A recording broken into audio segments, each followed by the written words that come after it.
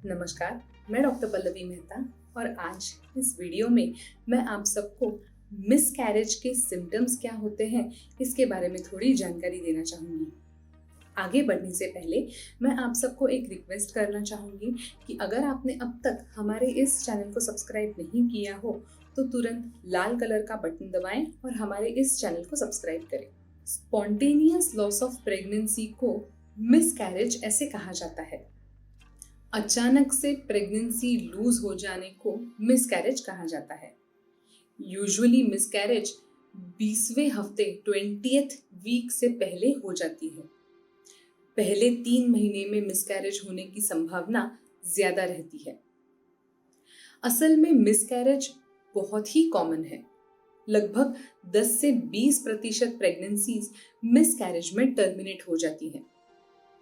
लेकिन कई बार pregnancy confirm होने से पहले ही मिसकैरेज हो जाता है, जिसकी वजह से मिसकैरेज अननोटिस्ड रह जाता है।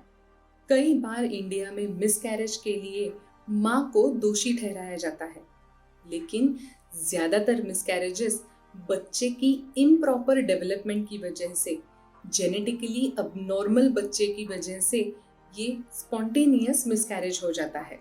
मिसकैरेज के कुछ कारण मां में कोई पैथोलॉजी होने की वजह से भी हो सकते हैं, जैसे कि अगर मां को डायबिटीज हो तो, थायराइड हो तो, मां में हार्मोनल इम्बैलेंसेस हो तो, या फिर मां का यूट्रस सही तरीके से डेवलप ना हो, या फिर मां को कोई मेजर इन्फेक्शन हो गया हो, मां की इम्यून सिस्टम अगर वीक हो, या फिर मां को बहुत ज्यादा रेडिएशन से एक्सपोज होना पड़ रहा हो, तो वो मिसकैरेज का एक कारण बन सकता है। इसके अलावा excessive smoking, excessive alcohol consumption, drug consumption की वजह से भी मिसकैरेजेस हो सकते हैं। कुछ एज रिलेटेड फैक्टर्स भी होते हैं जिसकी वजह से मिसकैरेजेस बहुत कॉमनली देखे जाते हैं, जैसे कि 35 साल की उम्र के बाद अगर प्रेगनेंसी रह जाए तो उन एज ग्रुप में मिसकैरेज होने की संभावना ज्यादा हो सकती है। इसके अलावा अगर किसी माँ में पहले भी 2 से 3 बार मिसकैरेज हो चुका है तो उस औरत में मिसकैरेज होने की संभावना ज्यादा होती है।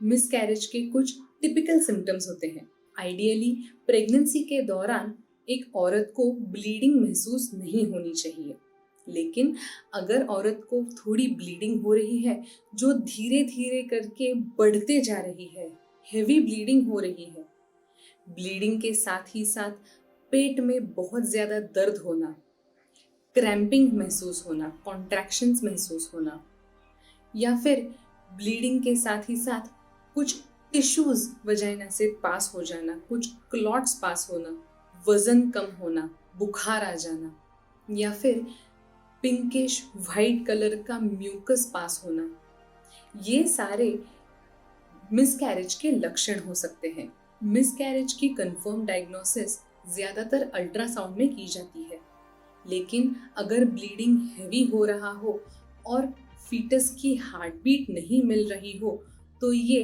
मिसकैरेज की एक बड़ी लक्षण हो सकती है, मिसकैरेज का एक बड़ा साइन हो सकता है। कंफर्म डायग्नोसिस के लिए आपके डॉक्टर आपको ब्लड टेस्ट, बीटा एचसीजी का ब्लड टेस्ट या फिर अल्ट्रासाउंड करवाने का सुझाव दे सकते हैं। मिसकैरेज के अलग अलग टाइप्स होते हैं, जैसे कि थ्रेटेंड मिसकैरेज।